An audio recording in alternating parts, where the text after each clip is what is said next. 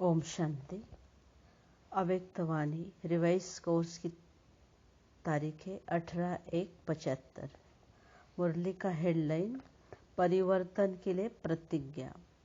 मधुबन रूपी परिवर्तन भूमि पर पवित्रता का वरदान देने वाले शिव बाबा सेवा केंद्रों से आए हुए वत्सों से बोले, मधुबन की क्या महिमा करते हो। कहते हो कि यह परिवर्तन भूमि है।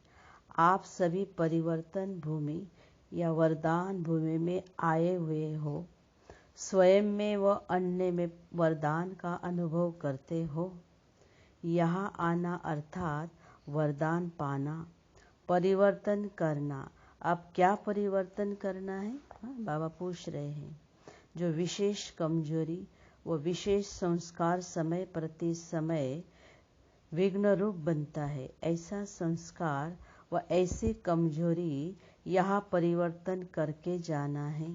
तभी कहेंगे कि स्वयं में परिवर्तन लाया। विशेष उमंग, उत्साह और लगन से यहाँ तक पहुँचते हो तो यहाँ मधुबन में अपनी लगन को ऐसी अग्नि का रूप बनाओ कि जिस अग्नि से सर्व व्यर्थ संकल्प, सर्व कमजोरियां व सब रहे हुए पुराने संस्कार भस्म हो जाए। मधुबन को कहा जाता है अश्वमेघ रुद्र ज्ञान महायज्ञ। यज्ञ में क्या किया जाता है? स्वाहा किया जाता है ना। आप बच्चे भी अमृत वेले उठ रोज यज्ञ रचते हो, लगन की अग्नि का। जिस लगन रूपी अग्नि में अपनी कमजोरी स्वाहा करते हो, लेकिन यह महायज्ञ है।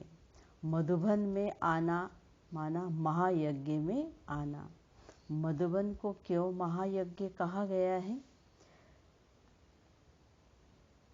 क्योंकि यही अनेक आत्माओं की लगन की अग्नि का समूह है, तो इसका लाभ उठाना चाहिए ना। जैसे कई बार स्वतः प्रतिज्ञा करते हो, संकल्प लेते हो, वैसे ही मधुबन में भी आप भी ऐसी प्रतिज्ञा करते हो, संकल्प लेते हो। क्या समझते हो? क्या ऐसी आहुति डालते हो जो आगे के लिए समाप्त हो जाए? महायज्ञ में महाआहुति डालनी चाहिए, साधारण आहुति नहीं। अनेक आत्माओं के लगन की अग्नि की सामूहिक आहुति डालनी है। यहाँ से जाते हो, डाल कर जाते हो, या अब वापिस ली है, या सोचते हो कि किस प्रकार के तिल व जौ डाले। यह चेक यानी जांच करते हो कि जितनी बार महायज्ञ में आते हो तो महायज्ञ में आहुति डालते हो, संपूर्ण समर्पण हुए हो या वापिस ले जाते हो। आहुति संपूर्ण समर्पण हो जाती है या रह जाती है। क्या ऐसा तो नहीं सोचते कि पुरानी दुनिया में काम आएगी? ऐसा होता है। कमजोर आदमी हाथ खींच लेते हैं। अगर आहुति डालने वाले कमजोर हो तो सेक ताव होने के कारण आधी आहुति बाहर, आधी अंदर रह जाती है। यहाँ भी सोचते हैं कि करे या न करे, होगा या नहीं होगा, कर सकेंगे व नहीं कर सकेंगे, इसे सोचते हैं बाबा के कई बच्चे। तो बुद्धि रूपी हाथ आगे पीछे करते रहते हो, इसलिए संपूर्ण स्वाहा नहीं होते हो। किनारा रह जाता है, बिखर जाता है। अब संपूर्ण स्वाहा नहीं तो संपूर्ण सफल नहीं होता। सोचते ज्यादा हो, करते कम हो तो फल भी कम मिलेगा। पहले हिम्मत कम है, संकल्प पावरफुल नहीं है, तो कर्म में बल भी नहीं होता और इसलिए फल भी कम ही होगा। फिर क्या करते हो? आधा यहाँ आधा वहाँ बिखर देते हो तो सफलता नहीं हुई ना। अभी आप सब को रिजल्ट क्या हुई? सफलता हुई नहीं ना। यज्ञ में संपूर्ण आहुति रही या बिखर गई? आप सबकी आपकी रिजल्ट बिखरना माना रह गया। अभी तो जो सोचना है वो प्रैक्टिकल में भर करके जाना कि आज से यह कमजोरी फिर नहीं आएगी। संपूर्ण समर्पण करने का साहस है या कम है? विनाश न हुआ तो स्वर्ग न आया फिर पहुँचेंगे या नहीं? फिर लोग क्या कहेंगे? ऐसी होशियारी नहीं बनना। सबकी यही हालत है। सहज हाथ आगे बढ़ाते हैं, सेक आता है तो हाथ खींच लेते हो। हिम्मत आती है, थोड़ा सा विघ्न आता है तो कदम पीछे पड़ जाते हैं। ऐसे की गति क्या होगी? गति सदगति को भी तो जानते हो ना। नॉलेजफुल होते हुए अगर कोई न करे तो क्या कहें? इनको वापिस लिया तो क्या गति होगी? जानबूझ करके भी अगर न करे तो क्या कहेंगे? लाइट रूप और माइल्ड रूप होते हुए भी क्यों नहीं कर पाते हो? कारण क्या है? अब आप पूछ रहे हैं। नॉलेज तुम्हारी बुद्धि तक है, समझ तक है, ठीक है, जानते हो, लेकिन नॉलेज को प्रैक्टिकल में लाया और समाना नहीं आता है। भोजन है, खाते भी हैं, परंतु खाना अलग बात है, खाकर हजम करना अलग बात है। समाते नहीं हो, हजम नहीं होता, रस नहीं बनता और शक्ति नहीं मिलती। जीभ तक खा लिया तो रस नहीं बनेगा, शक्ति नहीं मिलेगी। समाने के बाद ही शक्ति का स्वरूप बनता है। समाया नहीं तो जीभ रस है, समाया तो शक्ति है। सुनने का रस आया, समझ में आया, समझा, किंतु समाया नहीं, प्रैक्टिकल में नहीं लाया।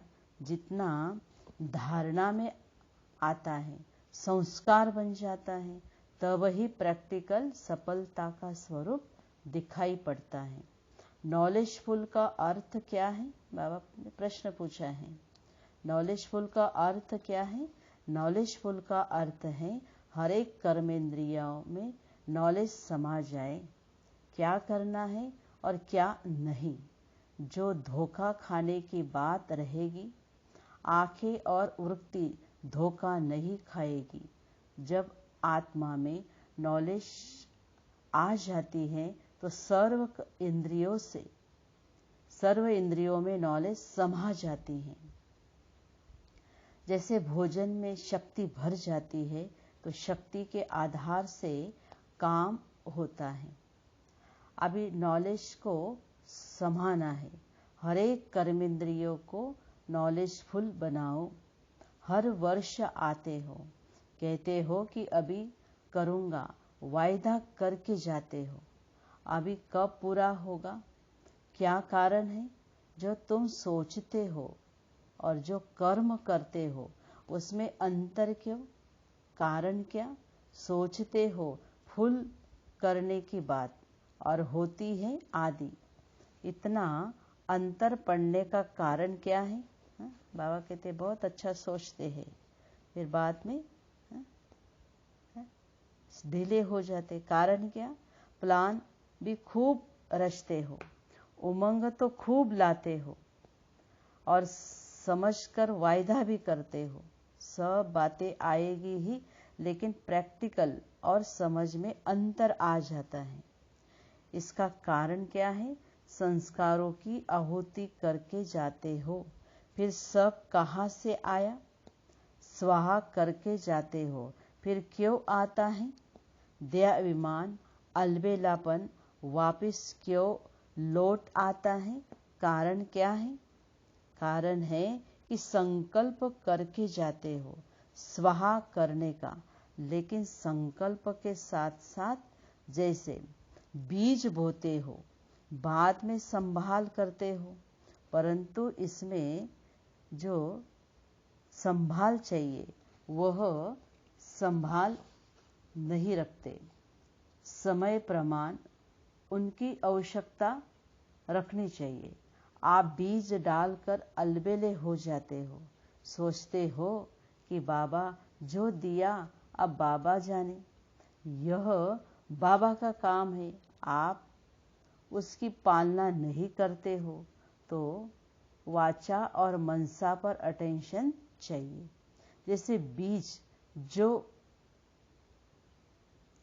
जैसे बीज बोकर पानी डालते हो, बीज पक्का हो जाए, बीज को रोज रोज पानी देना होता है ना, वैसे ही संकल्प रूपी बीज को रिवाइज करना है।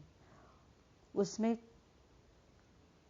कमी रह जाती है और आप निश्चिंत हो जाते हो,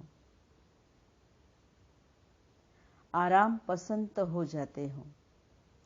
आराम पसंद के संस्कार नहीं, मगर चिंतन का संकल्प होना चाहिए। एक एक संस्कार की चिंता लगनी चाहिए। पुरुषार्थ की एक भी कमी व दाग बहुत बड़ा देखने में आता है। फिर हमेशा ख्याल आता है कि छोटा सा दाग मेरे वैल्यू कम कर देगा। चिंतन चिंता के रूप में होना चाहिए, वह नहीं तो अलबेलापन है। कहते हैं करते नहीं हो। जो पीछे की युक्ति है उसे प्रैक्टिकल में लाओ।